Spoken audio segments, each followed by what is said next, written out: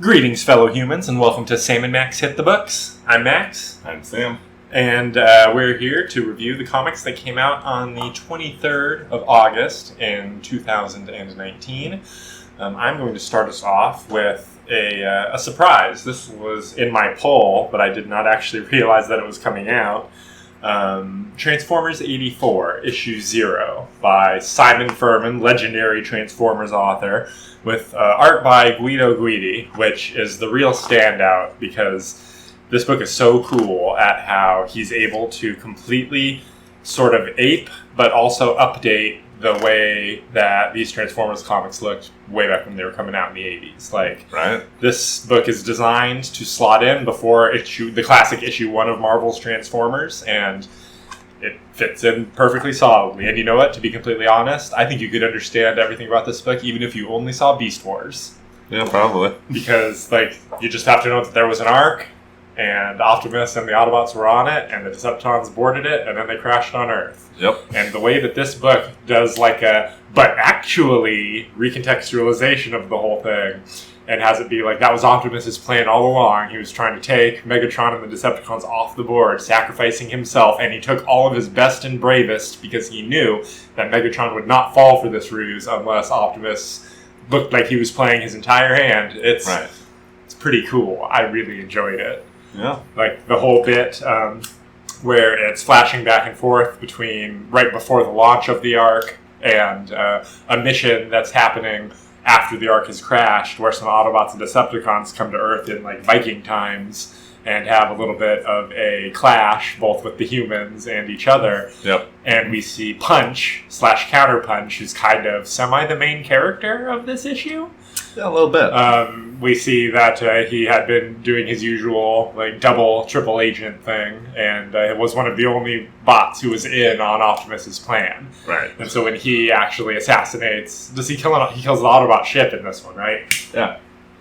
He kills those Autobots so that they won't find the Ark, because it's Optimus's fondest wish that they never be awoken. Yeah. Pretty cool. Very cool. The art was good, and all the characters were right. It had that classic, old school scene where all the characters are standing around talking to each other, but everybody calls each other person by their name at least once so that you know who everybody is just from reading the dialogue on that panel. That's a classic Marvel Transformers bit, and I love that it was in there. Right, it's a good thing to do. This was just good. This was everything. And it's weird that they would put this out right when IDW was so early in their modern Transformers relaunch, because this is what Transformers comics should be. Yeah, it is much better. They're showing themselves up by accident. Yeah, that is what they're doing. I really, really enjoyed this, and I as crazy as it is, I think I got to give it an 8.5. All right, I'd give it a 7. Still really good. I barely let you talk this whole time. What I really love is the art, as you say, but the way it's able to look like the past, but also they're so shiny. The light effects are great. The light effects are great. Look at that cover, the windshields in Optimus's chest. Just it all looks fantastic. Even the gallery in the back with what. I'm assuming that these are, it's a retail incentive cover, so these are the covers you could have gotten. It's nice of them to put it as a pinup gallery in the back of the book, because these covers are all dope, man. Yeah, they are. They're dope. Yeah. All right. Good comic. Buy that one. Yeah. Next up, we have issue 4 of the Goon. Last week we had issue 5. This is the week that issue 4 came out. And it's interesting because I wonder now, having read this issue, if the art had something to do with the issues coming out of order, because this issue, except for the first 3 pages, is just Eric Powell doing his semi-monochrome thing. That is true. Rather than Rachel Cohen, the colorist. She's only on pages 1 through 3, so yeah, I wonder if something happened behind the scenes that we're not privy to here. It's possible. Yeah. But this was another very entertaining issue, as they all have been. Starts out with a politician kind of guy who sells fishing rods. Gives a whole speech. Businessman.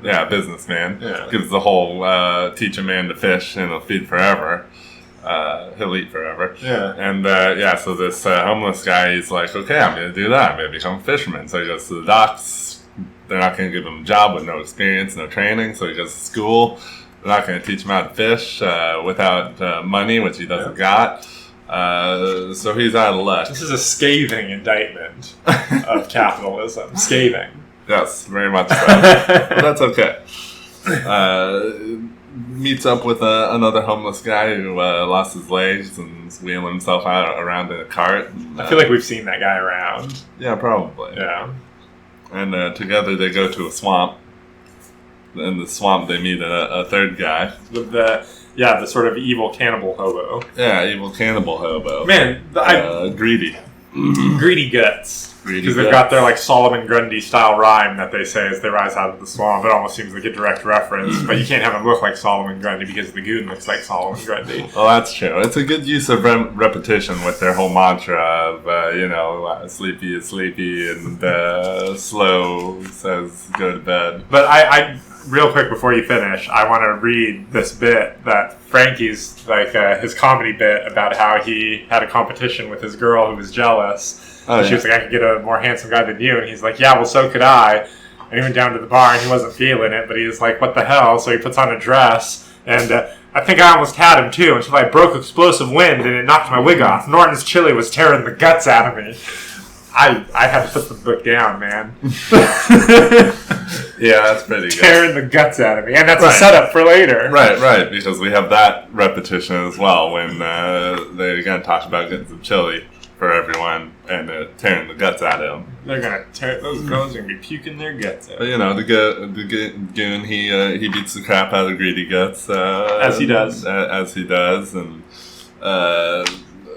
Kenny beats the other guys. See, that's the thing I've noticed. I don't know if this was always true of the Goon or if that's just the thing they're focusing on in this new run. But each time the Goon has come up against somebody, it usually hasn't been immediate beatdown. It's usually been almost immediate beatdown, then something happens to put Goon on the ropes, and then somebody else, like some orphans or Frank, somebody always has to come in and do the assist. That's true. And then Goon gets the last beatdown. Right. It's a good formula. No, it definitely works. It's cool in that way. And then Goon helps all the other homeless guys who weren't as the other hobos who weren't as bad to get good union jobs. Right. Good for him. And then we get teased to the next issue. Right. Which we've read. Which we have read. Which, that's pretty funny, too. Very good. Great cover, man, too. I want to point out how amazing the cover of this issue is. Right. I mean, that face and them crawling out of it. Greedy guts. It's wonderful. It's very good. I'd give this a 7 as well. Yeah, giving it a 7.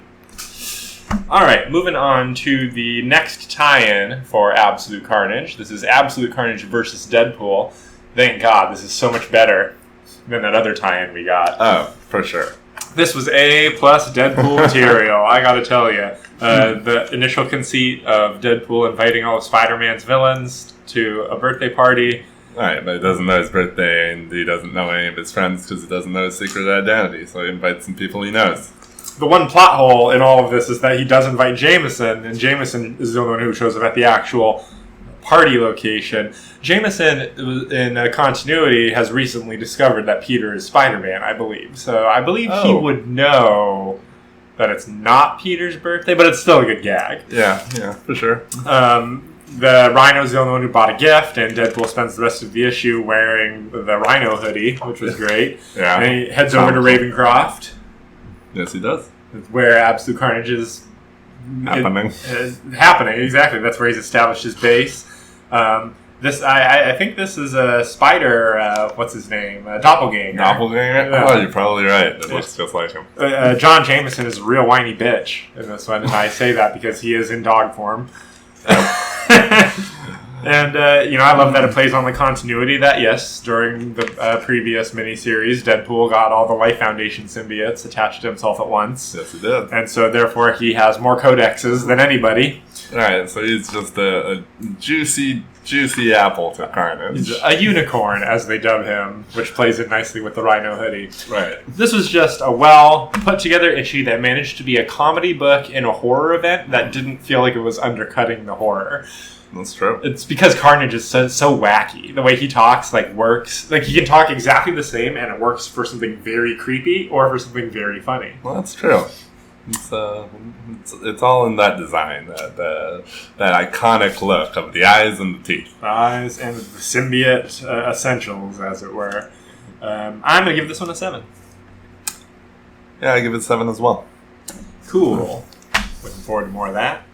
Yes, but for now, we got Powers of X. 10. Powers of 10, issue number 3. Of course, Powers of 10 and House of X coming out in different orders. And this is the first time we've gotten 2 Powers of 10s in a row. Right. Because last week was also Powers of 10. And this is correct. The chart in the back does show that this is the correct reading order. They're just being real weird about it. This issue takes place entirely in X-Men Year 100. Right.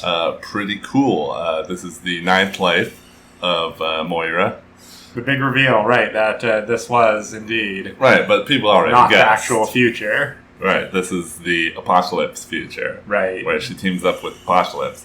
And, I liked all of this. I loved the bit about the 4 horsemen underneath Apocalypse. I was very surprised to find out that the Magneto-looking person had no Magneto in them. It's Emma Frost and Polaris. Right, yes. But then also that Wolverine is just Wolverine. Right, Wolverine's just Wolverine. Pretty awesome. Good for him. Yeah, and even Pureblood says on the continuity pages. Pretty cool. This is a strange time in mutantdom. Right, because we get what humans are doing during the machine ascendancy. Right, which isn't a whole lot. Yeah, being a bunch of weird, cultish weirdos. Oh, yeah. And we get some great Apocalypse fighting Nimrods, since there's many Nimrods in this one. Yeah, I guess he can just reduplicate himself, I imagine. Yeah, probably, yeah. Which does make him a more frightening force. He's pretty damn godly. They've done a good job of setting him up as a thing that you can't allow to happen. Once it happens, we're fucked. Right. Nimrod is himself the singularity. Pretty cool.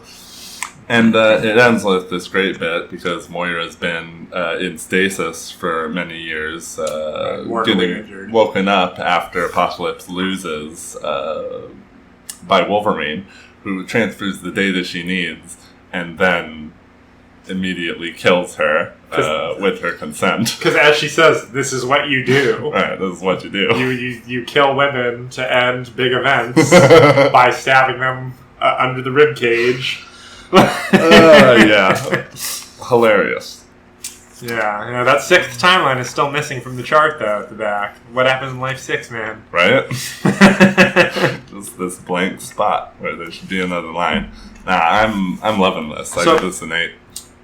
Yeah, I think 8 is right for this. I wondered if this means the end of the year 100 timeline. And and I wonder if it'll also be revealed that the 1,000 year future is a separate timeline, or if that's in fact what is actually the future is. But it seems like that timeline also ended because we saw mankind get noticed by the Phalanx and choose Ascension. And did we see that? Yeah, because they're like, "What do you choose?" And she was like, "Ascension." And yeah, and then it had the 2 data pages explaining what that meant. Maybe now we'll just get a different year 100 and a different year 1000. Interesting. Okay, moving on to literally the biggest release of the week. It's issue 2 of Superman Year 1 by Frank Miller and John Romita Jr. This is a weird-ass comic, man. Yep. Yes, it is. It's half Clark in a Navy boot camp. Yep. Being kind of bored by everything and being a little turned off by the murdery aspect. Of course. But quite enjoying the physical excellence aspect. Yep.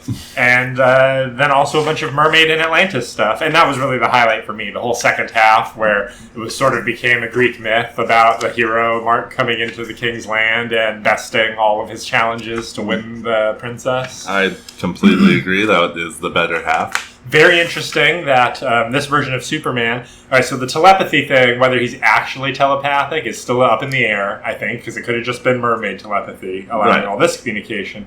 Very interesting is that Superman can just breathe water if he chooses. Yes, very interesting. He can just make the choice, like, I'm just going to breathe water now, you don't need air.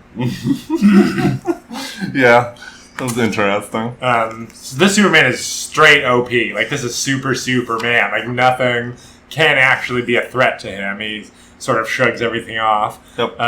Which is a characterization I do enjoy. Same. It's sort of all-star Superman-esque in a way. Exactly.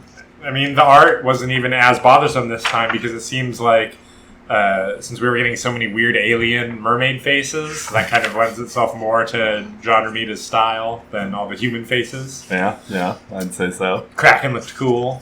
Kraken's very cool. And will Superman decide to just stay the King of Atlantis? What do you think?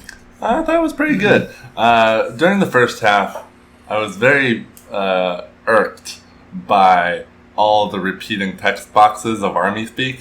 Yeah, I mean, it's very much drilling it into us. As much as they're drilling it into him. Right. I didn't enjoy that so much. It's not as good a use of repetition as in the Goon. Right. Yeah, well, they got a lot more space to fill in these issues. That's true. But I did enjoy the physical excellence bits. And I did enjoy his relationship with his commanding officer. It was like, yeah, mermaids are real. Don't tell anybody. Yeah. And then it's like, okay, you go on then. What I really enjoyed about that was it kind of made... It made him sort of, I don't know if it's a well-rounded character, but it was sort of an implication that, like, it's okay if this guy knows that there's something special about Clark. This dude has seen the mermaids, and he knows weird things happen, and he's going to be tight-lipped about it. Right. Yeah, he'll never tell anybody, but he'll know. Not that in this series so far, Clark has seemed very concerned about maintaining his secret identity. Not at all. Like, he's very, I'm just going to do whatever. Right. All the time. Everybody's grunting and sweating and hurting in his troop, and he's just like straight-faced, like, nope, no problems there. And I like that when he's on the straight SEAL team mission to recapture the oil tanker that's been boarded by terrorists, he's so careful to not kill anybody, and he does the grenade. Like, it's very interesting stuff. It is. It's weird. Yeah. I enjoy it, though. And then the second half, man, Poseidon just getting worse and worse as it goes. Yeah, speaking of Greek myth, like when he finally revealed, like, well, I want to marry my daughter. Right, I'm not going to let some suitor take my daughter. Right, and he's even like, and I don't just mean marry. Right, you're going to replace your mother in all ways. Yeah, straight disgusting. Right. Poseidon is a real villain. It definitely is. So it's good that Superman scares him off. Yeah, I mean, once you beat that giant Kraken, like, it's great how, like, the first Kraken is, like, such a big Kraken. And then they're like, all right, but that Kraken's the baby. Here's the big Kraken. Oh, yeah. Well, that's hilarious. The escalation. I'm surprised there's only going to be one more issue of this. I mean, I guess that is a lot of pages of comics, but this thing is, I mean, it feels like we could get like 6 of these. You know what I mean? That's true. It's such a weird read. It takes a long time to read, but man, it's enthralling storytelling. There's definitely a lot there. Is the thing. There's a lot going on, and yeah, it's good to read. And once again, got the Frank Miller cover because that's the shit. Even if he's looking a little chunky. A little bit. You just can't see the back, so it's the trench coat is amplifying the effect. Definitely. I'm going to give this one a 7. I also give it a 7. Yeah. Cool. Moving on to Guardians of the Galaxy, issue 8 by Donny Cates and Corey Smith. Donnie. And now we're finding out what happened to Rocket. It's so sad. And yeah, it's just the saddest story ever when he talks about his life when before all his mods at this asylum planet that he was a therapy raccoon. Yeah, and the therapists left because they couldn't handle all the people, all the crazies, so they left the robots in charge. And then the robots couldn't handle it either, so they turned the therapy animals like Rocket into intelligent straight back, bipedal creatures, and that is some dark stuff. Rocket, it's bad. And now the reason that Rocket is dying is his body, it's rejecting all of that, all the modifications that were done to him, and that's why he looks like he is at death's door. And Groot wants to help, but Groot's got more important things to worry about. This is badass Groot. Yeah, I gotta be honest, the bit where Groot was admonishing Rocket and telling him, it's like, no, you don't just get to go and die when you're a member of a family, because we're the ones who are still around after you die, you piece of shit. Saying this and, kicking over control panels and stuff. Then Rocket reveals that he does, in fact, have a mech. A Gundam. Yes, a straight-up Gundam. White and blue and with red at the side. It's fully Gundam. Well, I love it. I love that Rocket has a Gundam. Yeah. And we get a little bit of playing between Space Dog and that was funny. Which, lots of great stuff right there. When Cosmo rolled onto his belly, right? I was like, "What? Oh, okay, and they're dogs." Just no, humble Space Dog warrior, do not show your belly to anybody. Because Lockjaw's like Space Dog God. Right. Just that's a beautiful moment right there. Dog stuff always a winning formula. Yeah. So I thought this was a powerful issue. And that's why I'm giving it an 8. 8, the highest I've given any Guardians so far. Yeah, I think that's true. I'm going with 7 on this one. It's pretty good. I'm enjoying it. Yeah. All right, so next up, we're going to be talking about the second issue of Death's Head by Teeny Howard, drawn by Kazama. And, the art in this one I really like, man. So right from the first page, with that robot punch, hitting that robot and just, shattering his jaw so beautifully. Yeah. I really enjoyed that. All the mech designs are fantastic. And, the plot isn't as annoying as I was afraid it was going to be. No. Wiccan and Hulkling seem like fine supporting characters for the story that they're telling. This weird story about Death's Head 5, who shall be called V. Right. Because Death's Head 5, haha. Right, exactly. He's the upgrade, and it seems like this is going to be sort of a story about the upgrade in the old model, and the villain. It seems like it's another version of a classic Death's Head villain, and there's lots of good brawling between the family members, and I just, it's good stuff. I'm pretty entertained by this. Yeah. It's very well drawn. It's pretty entertaining. Hawkeye shows up, not Clint, and they have a little girl power moment by having Death's Head be about to say incorrect, Hawkeye is a man, and then Kate shoots him in the foot. Right. Gotta poke the haters, man. You gotta screw the trolls. And then we get the page at the end with all the various Death's Head prototype things and various other bots. I just love all the bot design. The bots are very cool. I love their jaws. Yeah, all the huge underbites and upward tusks. Yep. And, V's design, I think it kind of really works for the character. He's a punk kid. Right, yeah. But he's sort of almost sort of like a Zen punk kid, because he has a non-violence thing at first. That's true. And so I guess we're going to see if that's ingrained, or it's just because he hadn't gotten that program running yet, and now it's running. We'll see. But, really enjoyed it. I'm giving this one a 7. I'd also give it a 7. Everything's 7s and 8s this week, man. Not too bad. Not bad at all. Until now. The City of Bane Batman tie-in. Coincidentally, issue 77. That's, issue 77.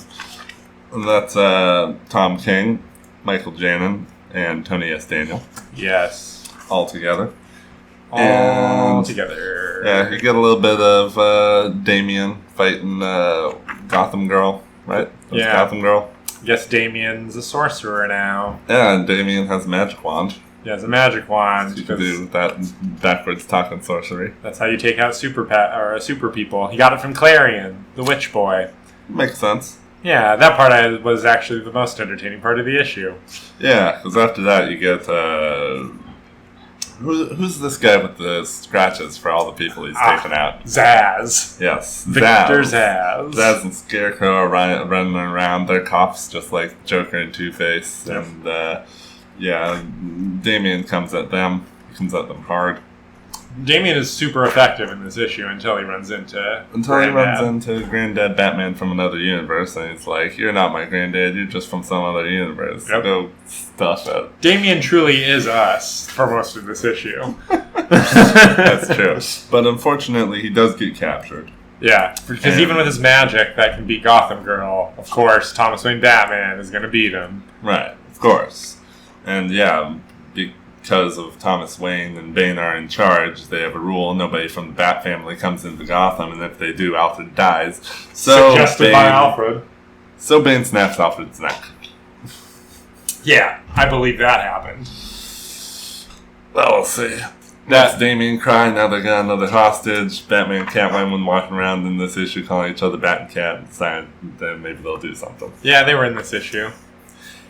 It's, yeah. I give it a 4. I give it a 2. Alright. Yeah, the art was fine, but the story is like, what? Or, no. Batman is not appearing in this Batman comic, and Damian... Oh, that's true. Why is Damian super smart, super dumb? Well, that's a fair point. You're right. I'm lowering mine to 3. It's, yeah, we're almost... But I did like the fact we didn't, it's not harping on the plot in this one too much. I mean, there is some good action. It was a lot of action. I'm telling you, man, it was Psycho Pirate. Psycho Pirate is doing this somehow. Hopefully. Considering all the crap that's going on. No kidding. All right, well, thanks everybody for listening and getting all the way through the show with us. We really appreciate it. Like, subscribe, share us with your friends. And we will be back next week with even more comic reviews. Oh, yeah.